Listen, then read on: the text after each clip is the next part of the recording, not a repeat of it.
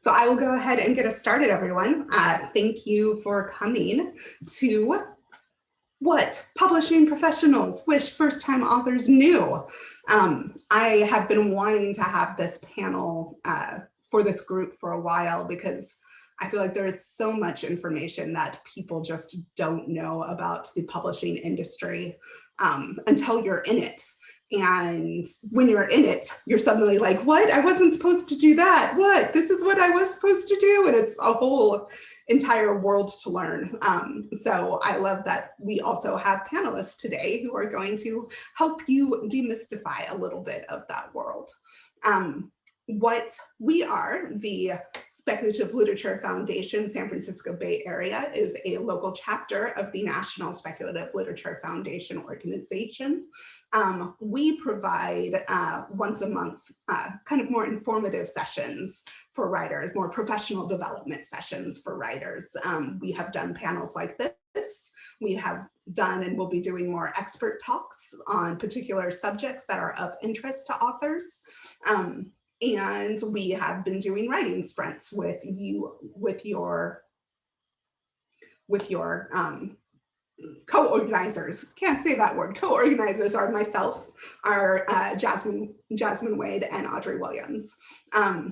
We are very glad that you all are coming, and we are also going to be having, we still haven't figured it out, but we're going to be hosting a community calendar where all of the local San Francisco Bay Area communities, speculative fiction communities, can post their events so that anybody looking for what is the speculative fiction world doing in this area can just go to one calendar and be able to see all of the great things that everyone is hosting. So we hope you will all take part in that when it happens. And I am going to hand it over to Jasmine now, who is going to share with you our safe space statement before we begin.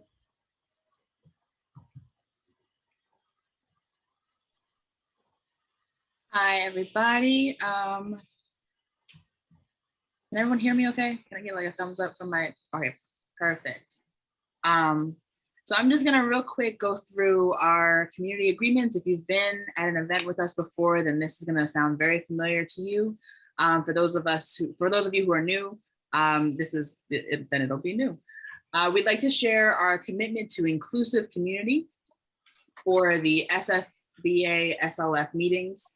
And this statement is adapted from one of our local community nonprofit partners, Nomadic Press. We intend for SF Bay Area SLF to be an inclusive space for those who have been historically silenced and marginalized. There is no room for racism, misogyny, homophobia, or transphobia here, whether in the context of one's readings or in the context of one's interactions with members of this community. We will protect the safety of this space by muting and removing any participant if we feel they have violated these guidelines. And we encourage community members to come to us, whether via chat or contacting us outside of these meetings, if someone feels these guidelines have been violated outside of this session. We are a community, and we will work together to ensure that the safety of our most vulnerable members is prioritized above all else. And with that, I'm gonna pass the baton to Audrey. She's gonna give us a little announcement and then get us started. Thank you, Jasmine. Hey, everybody. Thanks again for joining. So Jasmine and I co-founded last year a community-based nonprofit called Ancestral Futures. And we work to connect emerging writers and authors with resources that they might need. So one of the things I just wanted to shout out that we're doing right now, at the end of last year, we piloted a mentorship program in conjunction with James Beeman and a group of folks at the Codex writing community who volunteered to be mentors. So just want to let you all know, if you are, or if you know any BIPOC writers, emerging meaning less than 3 publication credits to your name. If you're interested in being mentored by a professionally published author, please get in touch with us, and Jasmine will drop the email into the chat. So we successfully piloted the 3-month program at the end of last year, and we're getting ready to do a round 2 that'll be in the middle of April. So we hope to hear from folks that want to be involved.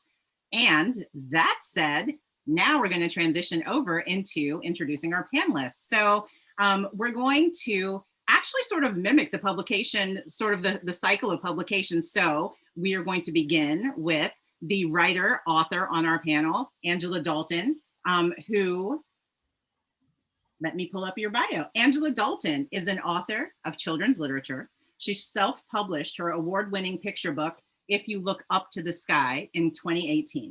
Her forthcoming books include Ruby's Reunion Day Dinner, coming out on HarperCollins this year, 2021, and To Boldly Go, How Nichelle Nichols and Star Trek Helped Civil Rights, also HarperCollins 2023. So definitely look out for that one. And I will turn it over to Angela. Thank you so much for having me. I'm going to assume you can hear me. Okay, good. Thank you so much for having me. This is a wonderful group. I am so happy when I see discussions like this, because even though this particular panel discussion is titled, what publishers or editors wished that writers knew, I can come at it as far as like what I wish I knew as a first-time writer before I got on this journey. And it's been an interesting journey so far. And so I'm always really inspired when I see these types of conversations, because they're so important in terms of there's no one way of getting into publishing. There are so many different paths, and there's so many different, experiences that we all have. And so it's important to share your experience as much as you can and have, these talks and sharing of knowledge. So I'm so happy to be here. I can speak from, both the self-publishing side. As Audrey mentioned, I self-published my first picture book. And now I'm moving more into the traditional publishing world. So I've gone through, so many different pieces of the process, from, starting out and not knowing what to do, and, just feeling like, I've got this story that I want to put into the world, to learning how to speak to book publishers and how to speak to agents, and then how to speak to booksellers. So I'm really glad to be a part of this conversation. One of the things that the organizers had asked is, can we share some tips right off the top of what we would love to kind of bestow upon new writers? And so I had a couple. I have to actually give some shout outs to my critique group, the Manzanita Women's Writers Group, because they really helped me to identify kind of like what I wanted to be like the most important nugget of my advice, my tips. And I think first and foremost is that it's really important that you see yourself as a writer. And what I mean by that is really understanding what your strengths and what your challenges are, because no writer is great at everything. Nobody is great at everything. You have your strengths and you should play to those strengths. And I think that's going to be important for you to know when you start, venturing into the, publishing, especially the traditional publishing world, of finding an agent or, selling your manuscript to editors at publishing houses. Because just like there's not one publishing path, there's also not one agent. There's no one-stop shop agent. There's no one-stop shop editing house or publishing house. And so it's really important that things like, how much are you willing to bend if you're going the traditional publishing route? Because it's important to understand that, when you're, and I also want to make sure that I say this out loud too. If you're writing, you're a writer. Getting into publishing does not make you a writer. There's no switch that flips that just because you have an agent now or you've got a book deal that you're a writer. If you're sitting down writing and you're producing work and you're telling stories, you are a writer. So let's get that established right now. So if you want to go into publishing, again, there's self-publishing and there's traditional publishing, but you have to, especially with traditional publishing, you have to know how much are you willing to do revisions, because you're now entering a contractual, collaborative relationship. And so it suddenly becomes your agent who says, this book is ready to submit. And then it becomes a publisher or an editor at a publishing house who says, okay, I feel good about this. This is ready now to put into, out to release into the world. And so you have to know yourself in terms of how much are you willing to change, because you will be asked to change some things. And if you have done your research and you know the agent that you're working with, you know the editor that you're working with, you know the publisher that you're working with, you should have an unwavering trust with those people that when they come back to you and ask you to do things, you feel safe enough to say, I don't feel comfortable changing this, or I would like to do it this way, or I'm thinking about it this way. It's really important that you feel strong enough and confident enough in your strength as a writer, your talent as a writer, to have those conversations. So that's the probably first thing. The second thing I think is important is that you're entering a business, and I don't know if people talk about this enough. And, I think we all romanticize this idea of like, you be a writer and then you'll submit your story to a publisher and you'll go to auction and 8 different publishing houses will throw money at you and then you'll get a 5-book deal. And yes, while we all want that to happen, there's pros and cons to those things. And so it's really important that you understand the business side of those types of things, the contracts that you're signing, the commitments that you're making as a writer, not just with your manuscript at hand, but the future of your manuscript. It's understanding that you're a small business, that you are looking at the projection of your career, and are you doing a sprint or are you doing a marathon? So I think those are really important things that you need to understand, because I think there's also a misconception of the difference between self-publishing and traditional publishing is that somehow traditional publishing is easier, meaning they're going to do all your distribution, they're going to do all your promotion, they're going to do all these things for you. And that's not necessarily true. That's not necessarily true. A lot of those responsibilities still tend to fall on the writer, on the author. And so it's important that you understand your business acumen. And if you don't have it, figuring out how to develop it and what areas are important to you to develop. And then finally, I think, again, across the board, self-publishing, traditional publishing, doesn't matter. Research is your best friend. You need to research everything and everyone. Even when you have an agent, I think it's important that you as a writer understand when your agent says, I'm putting your book out to submission to these editors and these publishing houses, that you know who they are. Because again, one size does not fit all, and you might get into a situation where you don't agree with the editor. You might not agree with some of the revisions that are asked of you. And I think it's unfortunately something that happens because we get so excited about hitting these milestones that we really don't look at the projection of things that could happen. And I think in doing the research, you get a stronger foundation, a better picture of who you want to be in a publishing situation and as a writer. So I'm just going to stop there because I know we're probably going to dive into, I could go on, I've got a list, but I'm sure we're going to touch on a lot of them, and there's other great panelists to be introduced. But so again, I'm very excited to be here, and thank you again for having me. Thank you so much, Angela. That is already a world of wisdom that you shared, and I can't wait to hear what everybody else has to say. I am going to introduce Arley next. In addition to also being an amazing writer, Arley does tons of stuff in the short fiction and magazine realm of speculative fiction.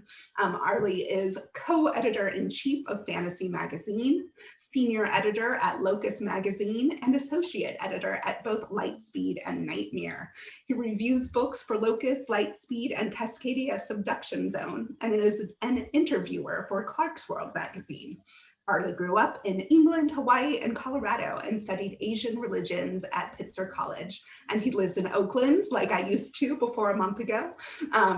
In non-pandemic times, Arley writes in local coffee shops, and has the workshop perspective as a 2014 Odyssey Writing Workshop graduate. So Arley, the floor is yours to tell us what you wish first-time authors knew about the publication process. Thank you so much, Becca. I appreciate it. So my first thing is going to be write courageously about the things which are most important to you. I interview a lot of authors. I can't tell you how many times people had to write that thing that didn't exist before, and they wanted it to exist. So they made it exist, and they got a book deal, or they published it, or whatever. So whatever those things that are important to you to say in your writing, be courageous and say those things. Second thing, get feedback, but get quality feedback. You are probably not the best judge of your writing. Even if you are, there are probably things that you aren't going to see, aren't going to realize. You need somebody else to help you think about the way that they see your writing. But who that person is, who those people are, makes a huge difference. You need to get the feedback that is right for you. And you also need to be honest with yourself about why you don't want to listen to some things. Sometimes it's the things that you need to hear the most that you don't want to listen to. Expect rejection and lean into persistence and endurance. Don't take rejection personally. This is especially important in short fiction, which is my realm, but it's also important with novels, with Seeking Agents. So many people, like, look at N.K. Jamison's career, how much rejection and frankly BS that she had to deal with, but she stuck with it, she persisted, she pushed through, and now she is a light for everybody, and she's carved a way for other people to follow. And that wouldn't have happened if she, even though some of her rejections were personal, it wouldn't have happened if she didn't persist. Persistence is one of the most important things in this business. The other thing is to think about, to not get caught up in what rejection does and doesn't mean for the quality of the work. The fact about publishing is that you can write a really great story or a really great book and still not sell it. So you can't get a rejection and assume that it means that your work is bad. You also can't just assume that your work is good.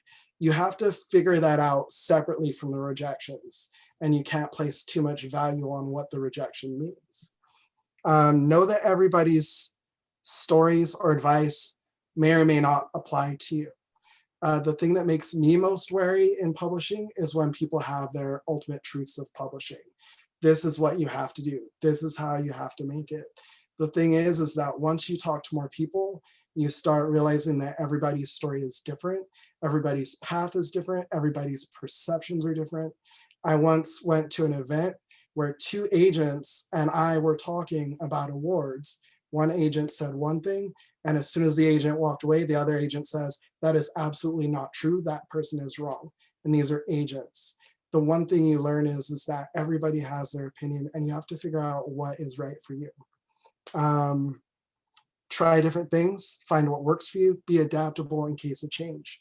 It's really great to try something new, to try different things. Sometimes you don't know what works for you until you try it. So, I just want to encourage you to experiment, to discover, to ask questions, to be inquisitive, but also to figure out what those things are that really work for you and stick with them once you find it. But also remember that things can change. The pandemic is a great example of this. I love working in coffee shops with people. I can't do that. So I had to adapt. So you got to find out what works for you. And when something messes that up, you have to be able to find the next thing that works for you and do that thing. Last thing for me, writing as a career is an ongoing process. It's constantly changing, evolving. Even the industry is constantly changing and evolving. Kind of like what Angela said about how we get fixated on landmarks. And that's something that really happens when you're not in the industry yet, is you think, I just need to get that agent. I just need to get that book deal. But the more people you talk to who've been in this business for a while, the more you realize there is no point at which you've made it. You've done it. You've done the thing, now you can chill. You're always going to be looking for that next thing. You're always going to be working on what you can do next. You're never going to be like, well, I got the book deal, we're done. No, now you have the book deal, now you got to write the next book. Now you got to do this, now you got to do that. It's really a long-term thing. It's a lifelong thing. And so you have to be ready for that. Don't get fixated on the landmarks, get fixated on the work that you can do and how you can move your career forward. That's my time. Thank you, Arley, the amazing Arley. Next up, Jacob Weisman. Jacob is the World Fantasy Award-winning editor and publisher at Tachyon Publications, which he founded in 1995. He is the editor of Invaders, 22 Tales from the Outer Limits of Literature, The New Voices of Fantasy with Peter S. Beagle, The New Voices of Science Fiction with Hanu Rajaniemi. I hope I'm saying that right. You got it. Cool. Thank you. And The Sword and Sorcery Anthology with David G. Hartwell, among others. His writing has appeared in The Nation, Realms of Fantasy, the Louisville Courier Journal, the Seattle Weekly, and the Cooper Point Journal. Welcome, Jacob. Take us away. Thank you, Audrey.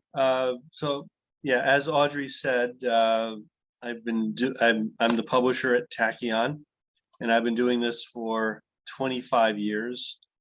We're just starting, I guess, our 26th year.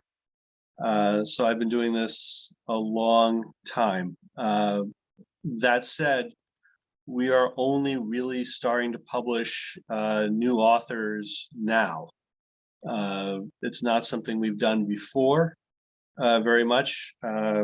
Years and years and years ago, we published Eileen Gunn's first book, which was a short story collection, but she had, been around for a while. She had won a Hugo for one of her short stories. Not exactly a new writer on the scene. We recently done a first novel by Kimberly Unger, the first book by R.B. Lemberg, which was nominated for a Nebula Award last week. And coming out in April and May, we have two first novels, Ellie Bang's Unity and David Ebenbach's How to Mars, which is his first science fiction novel. He has written other novels and published several collections of short stories. So, I will say, as a publisher, I am always concerned that I don't know what my writers don't know, which is a very important thing. This goes equally for new writers as established writers. We deal with a lot of established writers who think that the industry might be leaving them behind, that they don't know how to navigate, YouTube and Instagram and all these things. And we help them with that if that's something that they might feel comfortable with, and we tell them not to do those things if they're not comfortable doing them. For new writers, the questions are very different. What the other panelists have said, I think, is very important, which is, ask questions, do your research, know as much about the people that you're working with and the process, as you can find out, but also keep an open mind that there are not necessarily answers. There are best guesses, and then we together as a publisher and a writer, we try to navigate the process and figure out how it's going to work for you. I think that will do it for now. We'll see what questions come up. Thank you, Jacob. Communication is key. That's what I really appreciate about what you just said, and recognizing that we are all humans in this. It's not that publishers and agents and booksellers are an entirely different species from the writer. We are all humans. So we are going to move to our fourth panelist, which is Anne Seaton. And let me introduce Anne to you. Where did that go? There it is. So before her current position as operations director for the California Independent Booksellers Alliance, Anne Seaton worked as a bookstore manager and buyer in the San Jose, California area for more than 30 years. Her contact with people in all aspects of the book industry continues to give her perspective and insight into this unique ecosystem. Anne, the floor is yours. Listening to everybody talk about where they are in the book process, it just reminds me about why I stayed as a bookseller. It's something I kind of fell into, and all of a sudden you're surrounded by these books in such a way, and you're handling them every day, and you're talking to other people that want to talk books with you, and these authors come in, and it's all amazing. The thoughts and the ideas and the perspective it gives you are just there's nothing like it. And writers in particular. I mean, to me, it's such a foreign thing to me because I'm not that. And it seems like such a mountain to climb. And I know when they, as a bookseller, when they'd come into my store with this book that they just published and they're so proud, it's like having a baby, you know, and I got to applaud and recognize it at that. And I think most of the people that go into the book business at all or open bookstores, really what they really want to do is just hang out and talk to people about books all day. But then they have to figure out how to keep the lights on too. And so that gets down to the business aspect. And they're, you know, you go into a bookstore and it's such a calm atmosphere. But, you know, what I learned early on is that if you're caught up, your payroll budget is probably too high. So you're always running. There's always a chase. There's always something else to be done. And it's also part of the fun of it, but it's also a struggle for attention and in time. And I'm speaking about independent bookstores because that's my background. And when I say independent bookstores, they all do their thing the same way. But I think I can say that everyone wants to have a relationship with their local authors. It's a great partnership if the pieces line up right. Independent booksellers, one of the things we do is curate what we want to, what we feel like our market can hold up and that we can promote to our customers. We feel it is a fit. And that goes for traditional marketing as well as self-publishing. You know, when we sit down looking at, you know, the 3,000 titles or something that Simon & Schuster is offering us up, we're picking a small part of those to put on our shelves. And same thing with self-published authors. And we're going to look at self-published books a little differently because they don't always come to us well edited or put together. And so that's a consideration as well, because we want to make sure that we're offering our customers the quality they expect from us as well. So we are going to take a look at that. When it comes to the other things that we're going to do when we start working with any author, so we're going to look at their website. You know, if it says, if all their books link to Amazon, it's like, I don't think we can. The same goes true for the job I'm in now. It's like, if all, you know, we represent, I come from independent bookstores, we represent independent bookstores. And if you don't at least have a bookshop.org or an IndieBound link on it, maybe you even have your local bookstore's link on it. That all works for us, but not to just have it an Amazon link. That's, you know, we even had an author once. He's a very good friend of ours and still is. You know, we were hosting an event by him and happened to be a friend of his on Facebook. And he's like, yeah, I'm having an event at this store at this time. Come and buy my books. And he drops an Amazon link in there. That really hurt. And there was some education that went on. We're still friends, but that's part of the education. You know, in order for us to keep our lights on to do that, we need to be able to sell books. So the other thing we're going to ask is, you know, are you going to, you know, be sending people our way? You know, it's great and we'll put it on our shelves, but how else are you going to send people our way? Especially if we start talking about an event.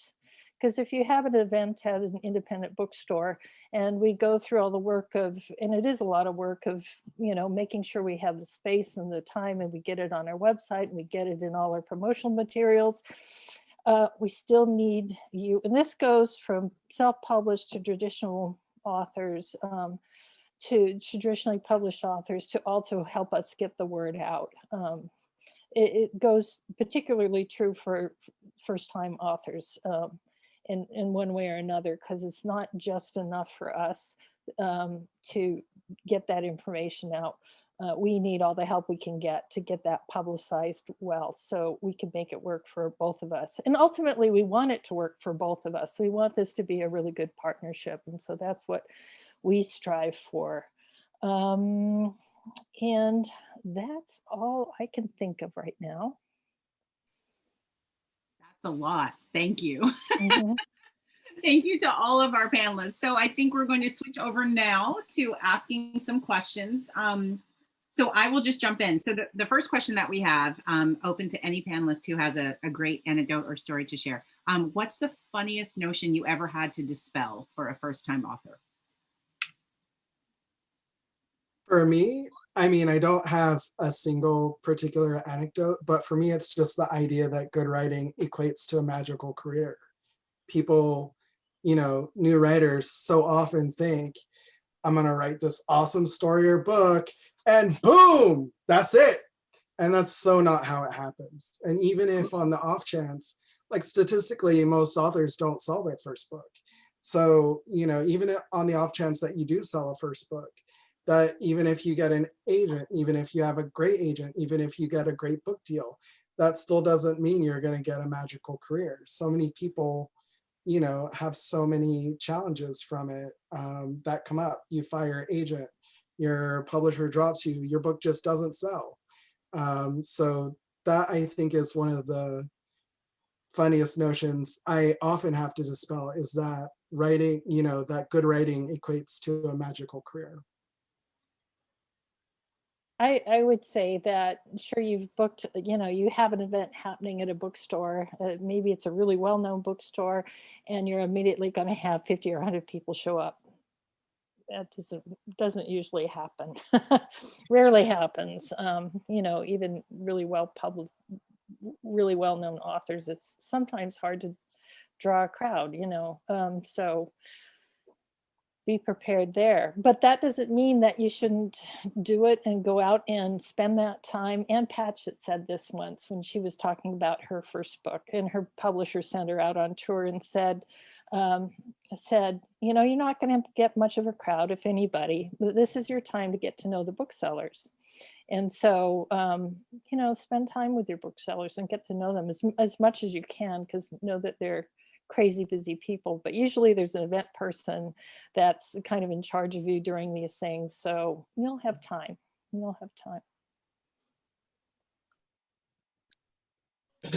I think one of the things that I find very, very odd, and I've heard this from many people, is the idea that you can game the Amazon algorithms in a beneficial way, that you get all your friends together and you buy all of your books from Amazon on the same day, right after the launch, and that, your ranking is going to go up, and then your book will be easier to find in the search engines, and that you will then sell lots and lots of copies through this process, where it's true, you will get a little tiny spike in your number, and then it usually just disappears.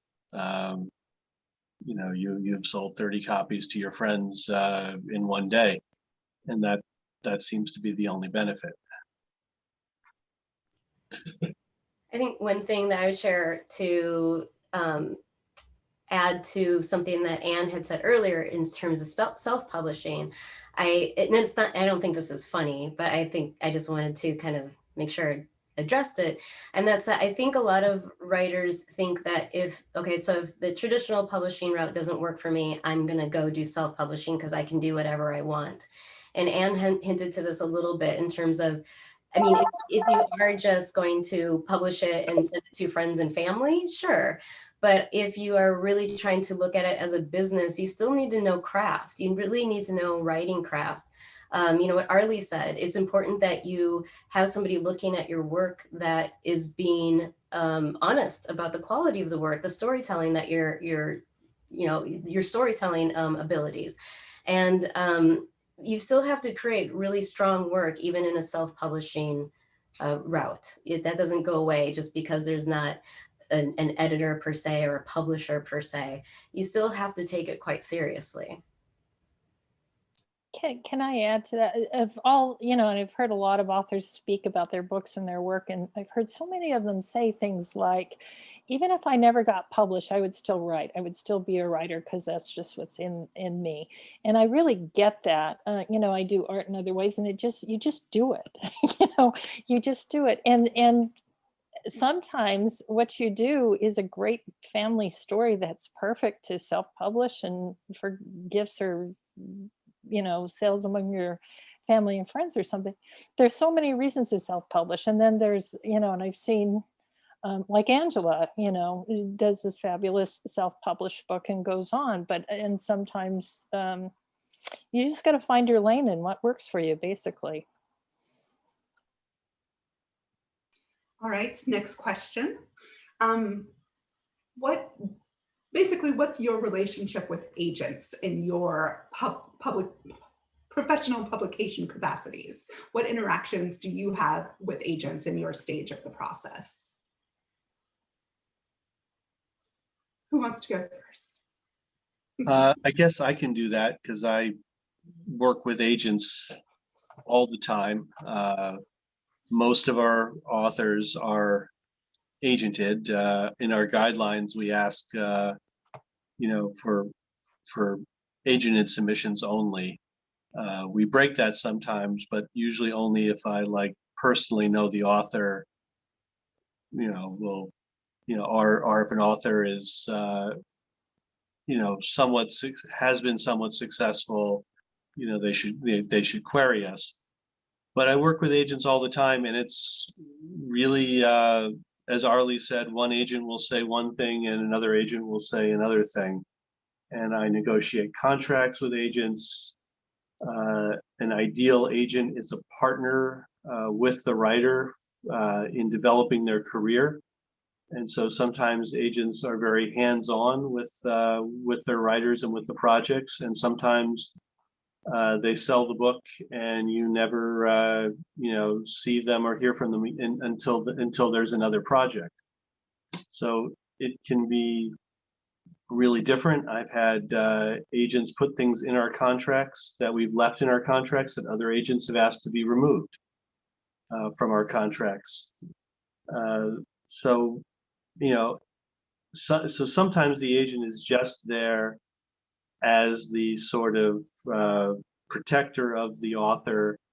They work on the contract, and if there's a problem with the writer and between the writer and the publisher, they can be the avenue of last resort.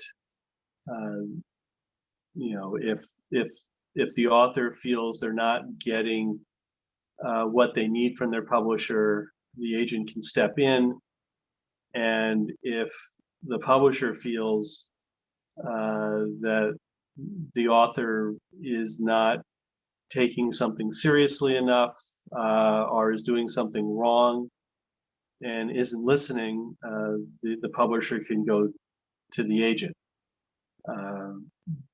Ideally, the agent is also just a part of the publishing process, you know, and is, you know, working towards towards short-term goals and long-term goals simultaneously for their author, and has situated their author's project in a way that's going to be beneficial, not just to sell the book, but to build the author's career. And that's my answer. I was forgetting I was muted there. Arley, do you have any interaction with agents in the short story markets? Well, so Fantasy Magazine, anyone can submit, right? But we actually do get some agented submissions, especially from bigger name authors. I don't know why. I don't know how it works on their end. We also get submissions from big name authors that are just from those authors, and we get submissions from authors who've never been published before. I don't know if the agents are sending them in and they get a cut if they make a sale, or if they just do it as a favor as part of their relationship. So in my role as co-editor-in-chief at Fantasy Magazine, we do get some agented submissions. In my role at Locus, it's really interesting because at Locus, I meet a lot of people and my role is very fluid. And as you know, as a lot of people here knows, one thing that's weird about publishing is that you don't go into your job and then, you know, have this really strictly professional relationship and it's very cut and dried. That's not how it works. Like at Locus and as other sort of intersectional, whatever professional identities, I go to a lot of conventions, I meet a lot of people. So I'm friends with agents, I'm acquaintances with agents. There are agents that I see from across the room. And so it gets weird because sometimes an agent will, you know, try to get me to get their book reviewed at Locus, or try to get me to review their book at Lightspeed because I do book reviews there. Or, you know, I have introduced authors to people who become their agents. I've counseled authors to fire their agents. So the thing about this business, you know, is that there's the strictly like, here's my editor hat and this is my relationship with agents. But in reality, it's so much more fluid and complicated than that. And, you know, I was thinking about doing an anthology, and I have a friend who's an agent, and I have friends who are publishers and all this stuff, and it becomes very casual, and you don't really always know where the lines are, because it's like the lines kind of don't exist. So yeah, that's my weird answer to that one. It's a great answer. Anne, do you have any interaction with agents as a bookseller? Not as much, little here and there, not as much, really. Okay. Anything to add, Angela? I think just in terms of, you know, again, I think it goes back to just really knowing who your agent is before you sign on with them. I think kind of a little bit to expand a little bit more of like what Arley was talking about. I think it's really important that you know your agent. And I've had conversations with author friends who, some of them have told me that they are scared of their agent, and you should never be scared of your agent. If you're scared of your agent, something's really, really wrong. They're there to guide you. They're there to help you. They're there to champion you. So I would just say that if that is your feeling going into a working relationship with someone, you should run the other way. Yeah, can I just support that like wholeheartedly and with a lot of fire and energy, because like I have literally counseled people to fire their agents. The bottom line is the agent's job is to sell your work. And if you get the feeling, even if so much you feel like they don't believe in your work, if they're not excited about your work, and definitely if they're not selling your work, you have a problem. And, you know, as new writers, we think I need to get an agent. That's what I need to do. And so people get really scared about, you know, firing their agent, finding the right agent. They think that if an agent makes them an offer, they have to take it, that this is their one shot, and that is not how it works. So I just want to 100%, you know, get behind what Angela is saying, and, you know, you're the author. You have to make sure that you have the right person and that they're really working for you. Well, and we said earlier, do your research before you sign with the agent. You know, find out as much as you can about them, but you can also, you know, it's really easy to figure out who that agent represents. You should, you know, you can contact the other authors directly and say, what is your experience? They will tell you. You need to make sure that you know, you pick some of the authors who are not wildly successful, and see what they say about the agent. Yeah, there's a website, a resource called Writer Beware that I recommend everyone get familiar with, because it talks about predatory agents, predatory publishers, and Writer Beware is a great resource for new writers. If somebody's on there, you need to really, yeah. Next. Okay, so we had a prepared list of questions, and I feel like we might need to do just like a round 2 of this panel, because we don't have enough time. So what we're going to do now is we're going to switch over to the Q&A, where people have been dropping in their questions, and I am just going to start with the first question that we have here. So Kurt asks, when a first-time novelist finishes a work that is technically speculative fiction, is there a particular route they should follow when looking for representation?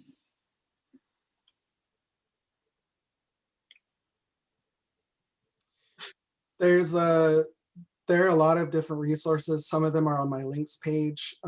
There's also SIFWA, but I mean, kind of what Angela said, what Jacob said, the route is really to do your research. A lot of agents will talk about what they want on their websites. There's also Locus, which runs sales announcements. So that can be a really good resource to see which agents are actually selling work and which are not selling work. So research is the first step in finding representation. I recommend making a list, you know, of your top 10 or so and your extended 30 or so.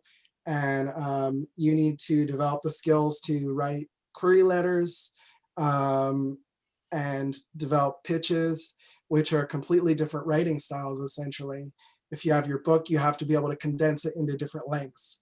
If you're able to go to conventions, if that is an option for you, sometimes people meet agents at conventions, not always. It really depends. Everybody's path is different. There are pitch sessions, which I personally I'm skeptical about, but I actually have a friend who met their agent at a pitch session indirectly, but not through doing the pitch session. I'm always skeptical about spending money to get X, especially when you can just send in your manuscript or meet them at a convention bar or something. But do what is right for you. But yeah, develop those skills to write those pitches and query letters, make your list, and don't give up. A lot of people will not land their top preferred agents. So kind of like what I was saying about persistence. If you don't land your top preferred agent, keep going and just don't give up. I'll move on to the next question. I think that's really good advice that sums up agents, and because we don't have agents here, I'll move on. But I also want to agree that I'm quite skeptical of pay-to-play events in publishing as well. How much travel, social media engagement, or like personal marketing do publishers, and I'll add booksellers when you have an event scheduled for an author, expect from writers?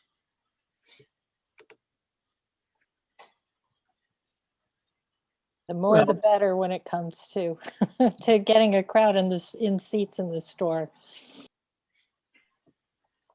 I think it really depends on the publisher that you're working with or the editor that you're working with.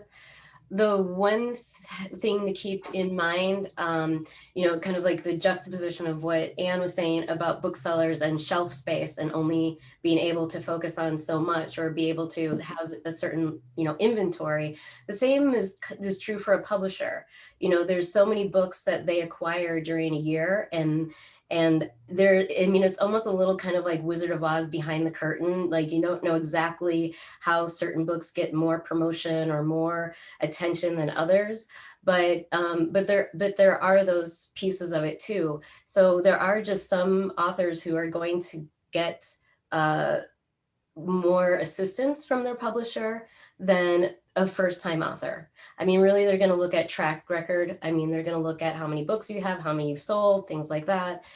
So there's no definitive answer on that, because it really depends on, again, the publisher, your book, how it's being received. I mean, there's some books that haven't even come out yet. I think the Firekeeper's Daughter, it's a YA novel that is just getting a lot of press right now, and I don't think it comes out until November, but it's already gotten, you know, it's getting a movie deal with the Obamas, like all this kind of stuff. Why that got catapulted or why that got amplified, I have no idea. But it really kind of, there's a mix, there's some formula, you know, behind the scenes that will really dictate how much assistance you get in terms of travel and promotion and things like that.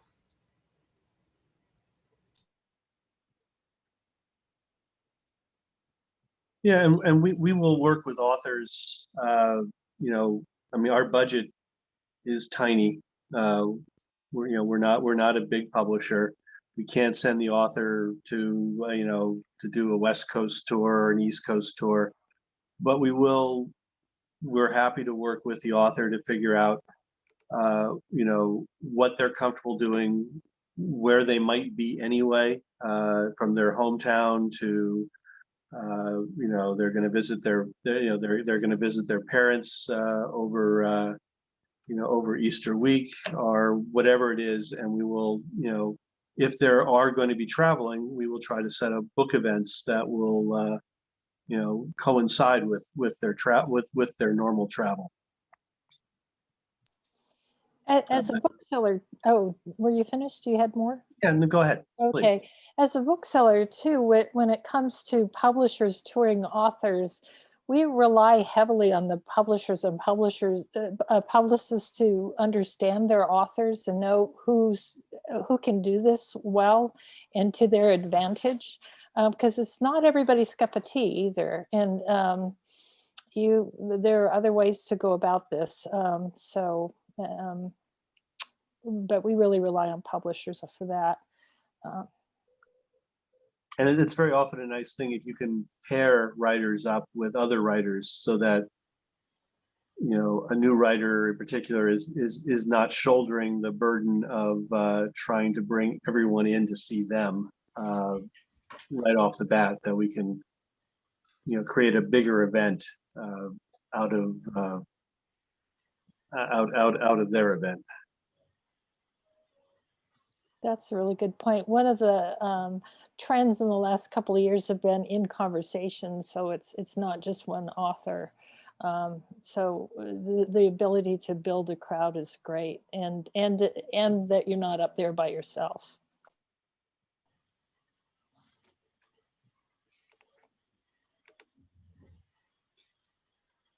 Okay, we'll move on to the next question. So I wanted to ask a question about the short story market specifically. So Arley, looking at you, an attendee has asked, how much will a few grammatical errors hurt you? Do short story markets do any editing if a story is just short of perfect for that specific issue or publication? Okay, so I want to be clear before I answer in that I run one market and I have worked at a couple other markets, and every editor is going to feel differently about this. So I'm going to give you the answer that applies to me and that I think applies to a number of people, but it can't be seen as universal specifically. So personally, I feel like grammatical errors, the impact that they have will depend on my feeling about the manuscript. If it feels like it was just sloppy versus sometimes there are just typos and you don't notice. Those two things are very different for me personally. At the end of the day, if I love the story, I love the story. And a few grammatical errors are not going to matter.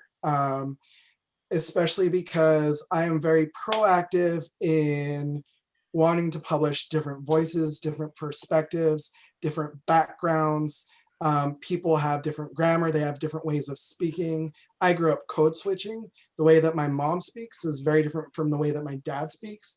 If someone, you know, who speaks the way that my mom speaks or spoke, sent in a story written in that style, and that was a true way of their speaking and culture, it would look very differently from my dad's, you know, way of speaking. And I would love it if it's a great story, and I would 100% publish it in that way, even though it's not Chicago manual style.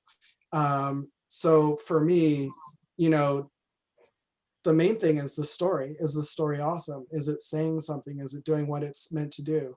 In terms of edits, it varies author to author. I have a story where I sent out a conditional acceptance. I told the author that I like the story except the ending. If they would be willing to change the ending, then I'd be down to buy the story. I helped them work on a new ending. We ended up buying the story and publishing it. But in most cases, edits are very light, and they really depend on the author and what they're trying to do. And I try very hard to, personally, I try very hard to respect their voice, their intent. I will make suggestions, and I will try to be very clear that these are suggested edits. And at the end of the day, it's their decision if they want to change it.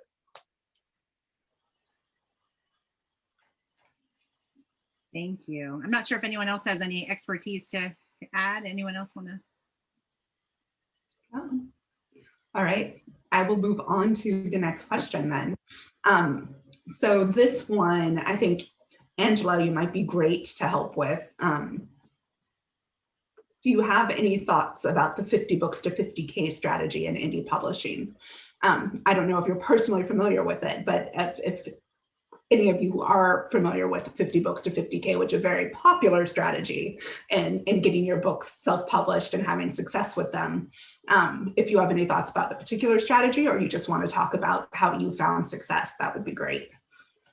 Thank you for that out. I appreciate it. I researched it when I had my self-published book, picture book. I did research it. I think, you know, it really kind of goes back to what Jacob was saying earlier, that it works for some people. It's not going to work for everybody. And I think a lot of factors that you have to look at if that's something that you want to pursue is, to me, it just felt like you have to put in an exorbitant amount of time to make something work like that. Like it almost becomes like a second job, meaning that you're constantly analyzing data, you're constantly looking at, you know, different possible areas of where to find new audience, things like, I mean, it's not like something where you can just go and, you know, pull some levers and then you're going to be successful. I think it's almost, to me, again, with very limited understanding, because I just looked at it and I was like, this isn't for me. But I think it's just something that you have to decide whether that's the kind of time and energy, that outlet that you want to put into it, and that the return on the investment is going to be worth it. But I think that's important to say about self-publishing as a whole, is that I found out very quickly that self-publishing was like a second job. Because you are doing everything. You are, you know, your own publisher, your own editor. You are your own. You're trying to find distribution channels. So you're, you know, hopefully finding kind souls like Seaton who will talk to you about your book. You're finding, you know, people who are going to give you really strong and honest feedback about your story before you start investing all this time, energy, and money in self-publishing, because you do have to put in some money into it. It's not just a free thing. So, you know, there's a lot of hoops to jump through. And I think when I had my first manuscript and I was trying to figure out what it was that I wanted to do with it, I interviewed 10 authors. 5 had done self-publishing, 5 had done traditional publishing. And across the board, the traditional published authors had said, I wish I had done self-publishing for my first book because it was so personal to me, because there was a lot of myself in it, that when I went through the traditional publishing route, there was a lot that was lost because of, you know, just because of the nature, again, of that relationship and how you work with an editor. So I think it's just really, so again, going back to that 50 books for 50,000, I think anything that presents itself as kind of like this one-stop shop of selling your book, you really need to research and really dive into it to really know what you're getting yourself into. Because I think it takes a lot of time and energy. I think that's a great answer. Yeah, on the bookstores side too. I mean, a lot of stores will work on a consignment basis with self-published authors if they are indeed, you know, printing and stocking their own. There are great print-on-demand models, depending on what your format is, that makes your book readily available from Ingram, which is the primary distributor for most bookstores. And the discount levels and everything are all need to be looked at if you want your local bookstores or bookstores across the nation to carry it. So do look into that, do some research on that as well.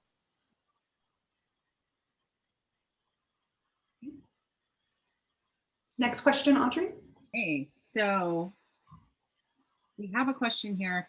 How much do writers have to sweat the brand building process? Is there an optimal balance between letting the writing do the work on one hand, and on the other hand, sweating your nom de plume, building social media account, etc.? It seems like former should drive the latter. And we've had sort of like a few questions, I feel like, around author platform and like, what does that mean? And I know, Jacob, you mentioned that you're more than willing to help your authors, you know, if they express interest in, oh, I would like to start an Instagram. But I personally have often wondered this too, is how many followers is enough? Like, what is author platform really, where does that come in, and what does that look like for you? Well, I mean, I think, there's a couple of different things there, right? So, I mean, there are these platforms, and the idea is that if you have a tremendous number of followers on Facebook or Instagram or something, that you're going to bring that to the book. And that sometimes happens, sometimes that doesn't happen. On the other hand, the author is their brand, right? The author is going to, the author is publishing, maybe like, maybe you're talking about publishing one book, but maybe you already published another book, and you're going to publish other books. And so you want to, you want to build a career, and that means having some sort of brand, whether it's a social media brand or some other brand. There's this sort of myth that as the major publishers have declined, that authors are solely responsible for publicizing their work. And I think the reality is authors have always had to publicize their work. If you go back and you look at successful authors, who were on, Johnny Carson in the 70s, you're going to see that those authors were very proactive in publicizing their own works, and that their publishers ultimately, worked with them and, pushed that further.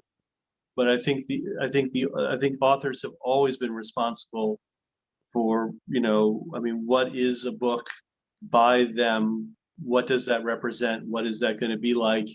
You want your readers to feel like excited that there's a new book by you coming out, and there are all these different ways that you facilitate it. There was a period, 10 years ago, where everyone was looking for, these self-published success stories where people published a tremendous number of copies, and traditional publishing was trying to figure out, well, if they can sell that, then we can sell some of their books too. And there was a couple of really big initial successful authors. Hugh Howey was one of them, and publishers were looking for the next Hugh Howey, and what publishers found was the success didn't translate most of the time. That you could that someone could self-publish, and sell 100,000 books, and the commercial release would be a flop. So I think a lot of publishers are still looking for people with large platforms, but it is only one of many considerations. Thank you. Anyone else? Anne or anyone have thoughts? I'll throw my own thoughts in there before I ask the next question too, which is, that's something that I had to learn as a first-time novelist. My first book came out in 2017, and I fully threw myself behind all of the promotion and setting up a book tour and setting up panels and events and all of that. And that all was really great to be able to do that, but I was not writing at the same time. I was fully focusing on all of the marketing, and I quickly learned that, like, as much promotion as you can do, you can't capitalize on it if you aren't also working on the next thing at the same time.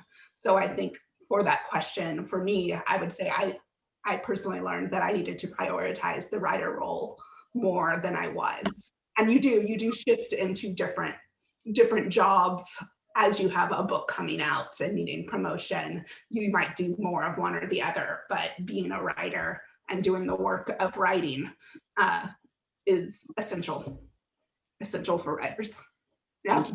If I can spring off that a little bit, it's great for bookstores when an author comes with not just I want to do an event, but this is what my event will be, and these other people are going to be with me, and this is what we're going to talk about, and you know, that kind of thing. So if you we're on the bookseller end, it's wonderful to have events presented like that. So I think we're going to do just one more question from the audiences and then do one ending question for everyone before we let you go. So this is particularly for Jacob, but the rest of you might have thoughts as well. Why did Tachyon only work with established writers? And I would add to that, why did you decide to open up to first-time novelists? Yeah, I never meant to close Tachyon off from from writers who were starting out. It was more of just logistics. When I started Tachyon all by myself. There was one of me, and so by necessity, submissions were invitation only. I went out and I pitched authors. It was a very unusual situation. Publishing doesn't really generally work that way. But so I would try to find short story collections, people who had done odd things that that their regular publishers didn't want to do. But I believed in the authors. And, so that was in 1995. Now I have a staff of 5 people who work with me, and so I have a first reader who reads most of the material that comes in. We're still only taking agented material, not necessarily because we think agented material will be better, but because it is a way of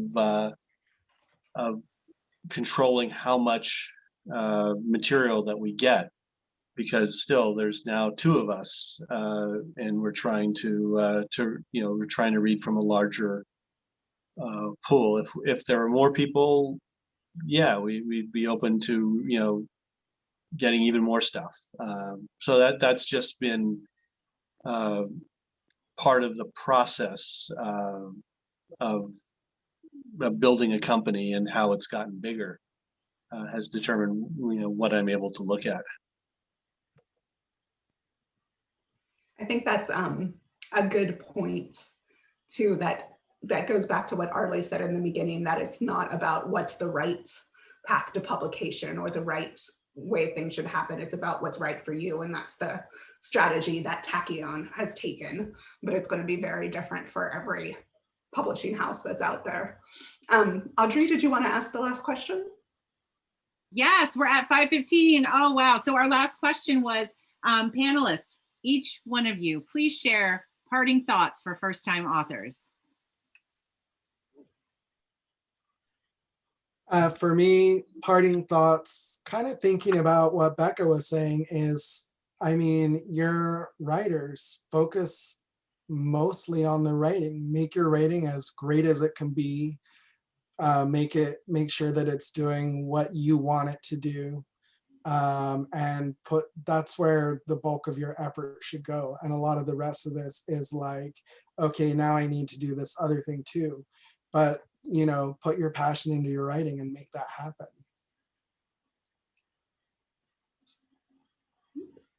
How about Angela?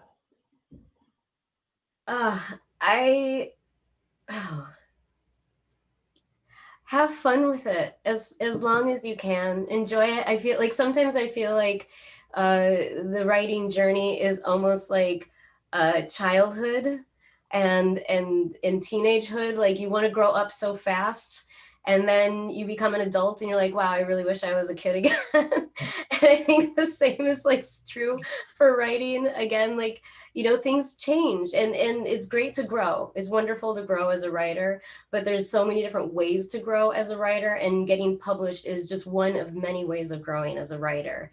So whatever you can do to hold on, to keep it fun, to keep it something that is meaningful to you. Going back to what Arley said, like, you know, writing, taking chances, taking risks as much as you can in your writing is so important, because that again is determining who you are as a writer, whether that's your brand or whether your voice or your genre, whatever. Just have as much fun with it, because I think you do get to a point where suddenly, again, it becomes a business and there's other people involved in your process.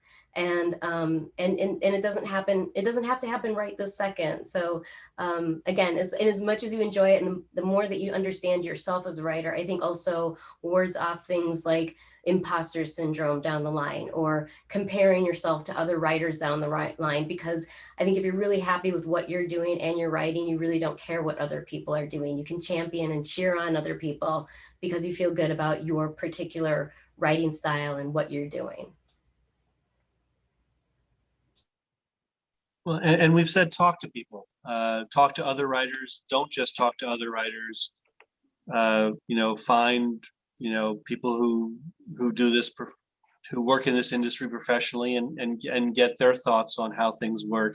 Ask specific questions that you feel you don't know the answers to, and keep an open mind that those might not be the final answers. And just, you know, keep trying to get better as a writer, and persevere. Final word, Anne. Yeah, I agree with everybody here. And I think the only thing I could throw in is enjoy the journey. You're going to learn a lot. You're going to meet a lot of great people and interesting ideas, and you're going to grow as a person. Enjoy the journey. Fantastic. Thank you to everyone who's come today, and to all of our panelists. You have been awesome. We will be sharing news soon for our next expert talk, and thanks for coming. Bye. Thank you, everybody. Thank you all. Thank you. Thank Thank you. you. It was wonderful. Thank you.